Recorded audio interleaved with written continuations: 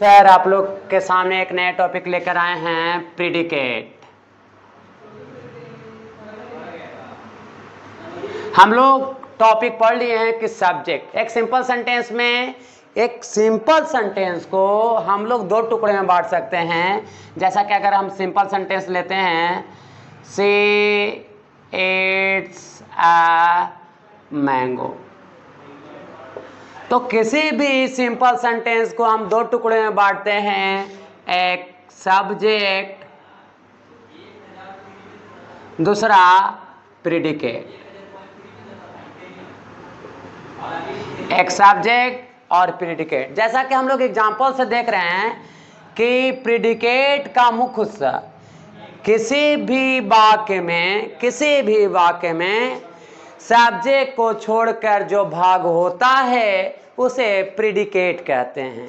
अगर हम लोग सेंटेंस को देखें तो सेंटेंस से पता चल रहा है, जैसे ऐसा भी कर सकते हैं, she is a girl, she laughs.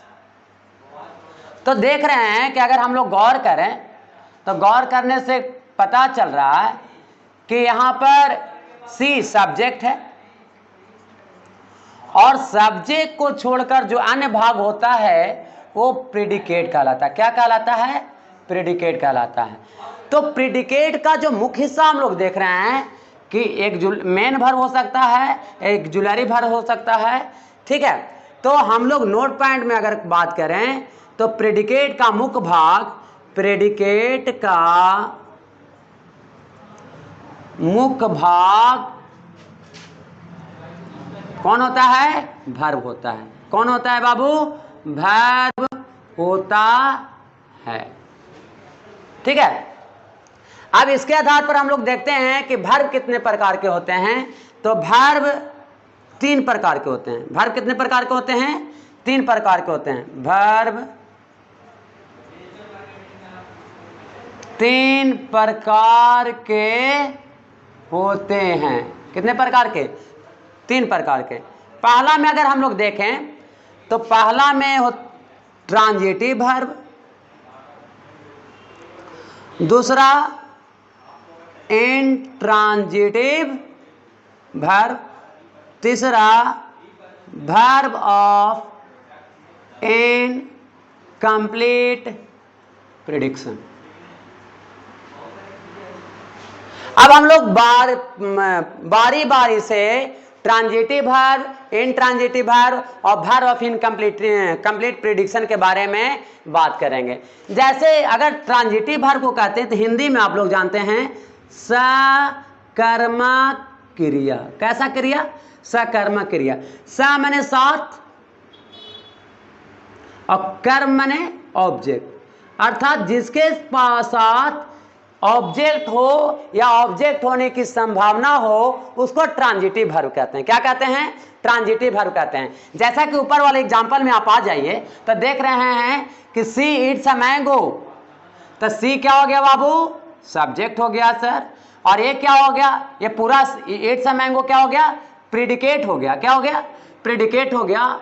उसमें जो मेन वर्ब है इट्स है, ये क्या हो गया? मेन वर्ब तो है ही।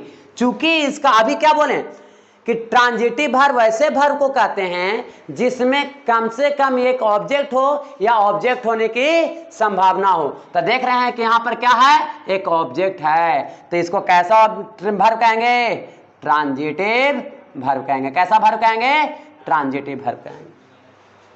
क्लियर है? आप देखिए हम लोग कुछ एग्जांपल्स लेते हैं। बंद कर दीजिए, बंद कर। हम लोग क्या देख रहे हैं कि ट्रांजिटिव वर्ब। ट्रांजिटिव वर्ब किसको कहते हैं? जिसका कम से कम एक ऑब्जेक्ट हो या ऑब्जेक्ट होने की संभावना हो। तो देख रहे हैं ही सी इट्स अ मैंगो है, इसमें ए मैंगो क्या है? ऑब्जेक्ट है। क्या है? ऑब्जेक्ट है। तो ऐसे वर्ब को क्या कहेंगे? ट्रांजिटिव वर्ब कहेंगे। अब हम लोग कुछ थोड़ा सा और एग्जांपल लेते हैं जो हमारे ट्रांजिटिव वर्ब को और क्लियरिफाई कर देगा। जैसे कि देखते हैं, She gave me a pen. She gave me a pen. अब हम लोग इसको एनालाइज करते हैं तो ये सब्जेक्ट हो गया ये पूरा क्या हो गया बाबू? प्रेडिकेट हो गया। अब हम लोग प्रेडिकेट हो गया तो प्रेडिकेट में कौन सा, इसका क्या देख रहे हैं कि एक ऑब्जेक्ट, दो ऑब्जेक्ट, ऑब्जेक्ट 1, ऑब्जेक्ट 2, और ये क्या है? ट्रांजिटिव वर्ब है। लेकिन लेकिन लेकिन हम लोग एग्जाम्पल देखते हैं तो उसमें इट्स का एक ऑब्जेक्ट है, इट्स का कितना ऑब्जेक्ट है? एक ऑब्जेक्ट है। इसमें गेव का कितना ऑब्जेक्ट है? दो ऑब्जेक्ट है। तो ऑब्जेक्ट के आधार पर क्या बाबू? ऑब्जेक्ट के आधार पर, ऑब्जेक्ट के आधार पर ट्रांजिटिव वर्ब दो प्रकार के होते हैं। कितने प्रकार के होते हैं? दो प्रकार के होते हैं। कितने प्रकार के होते हैं? दो प्रकार के होते हैं। पहला मोनो ट्रांजिटिव वर्ब, दूसरा di transitive verb. Mono transitive verb और डाई ट्रांजिटिव वर्ब, जिस वर्ब का अपना एक ऑब्जेक्ट हो। क्या ऑब्जेक्ट हो? जैसा कि आप केमिस्ट्री में पढ़ते हैं मोनो, डाई, ट्राई, पेंटा पढ़ते हैं ना, ठीक उसी प्रकार से जिस वर्ब का एक ऑब्जेक्ट हो उसको मोनो ट्रांजिटिव वर्ब कहते हैं। अभी क्या हम लोग देखें? ट्रांजिटिव वर्ब है, एक ऑब्जेक्ट होने के कारण क्या हो गया? मोनो ट्रांजिटिव वर्ब हो गया। अब हम लोग क्या देख रहे हैं? Di transitive.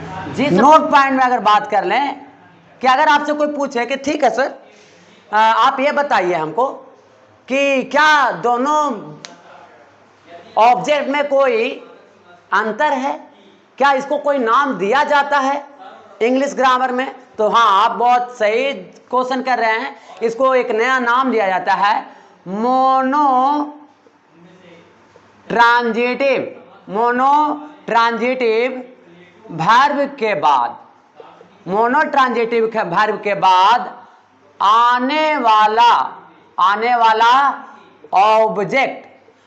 वाला ऑब्जेक्ट डायरेक्ट ऑब्जेक्ट कहलाता है। कैसा ऑब्जेक्ट कहलाता है? डायरेक्ट ऑब्जेक्ट कहलाता है। अब देखिए नोट पॉइंट दूसरा में देखते हैं कि डाई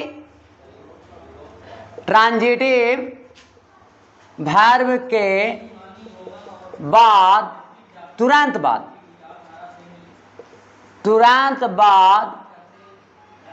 आने वाला ऑब्जेक्ट इनडायरेक्ट ऑब्जेक्ट कहलाता है। क्या कहलाता है? इनडायरेक्ट ऑब्जेक्ट कहलाता है। क्लियर हो गया? क्या हम लोग देखें कि मोनो ट्रांजिटिव वर्ब के बाद तुरंत जो आएगा डायरेक्ट आएगा, डायरेक्ट ऑब्जेक्ट कहलाता है। इन डाई ट्रांजिटिव वर्ब के बाद तुरंत जो आता है इनडायरेक्ट। इसमें दोनों को आपको याद नहीं करना, किसी एक को याद करोगे आपके लिए बहुत आसान हो जाएगा। चलिए अब हम लोग थोड़ा सा, चलिए हम लोग आज देख लिए mono transitive verb, di transitive verb, predicate के बारे में देख लिए, डायरेक्ट ऑब्जेक्ट के बारे में देख लिए, इनडायरेक्ट ऑब्जेक्ट। कल हम बात जो करेंगे, हम आपको एक वर्क देते हैं कि she is a girl, she is a girl. आप कितना मेरे चैनल को देखते हैं अच्छा से, तो हम आपको एक क्वेश्चन छोड़ के जाते हैं कि सी इज अ गर्ल में अ गर्ल क्या है? ऑब्जेक्ट है या कॉम्प्लीमेंट है? कल हम चर्चा करेंगे ऑब्जेक्ट और कॉम्प्लीमेंट का। जय हिंद मेरे दोस्तों।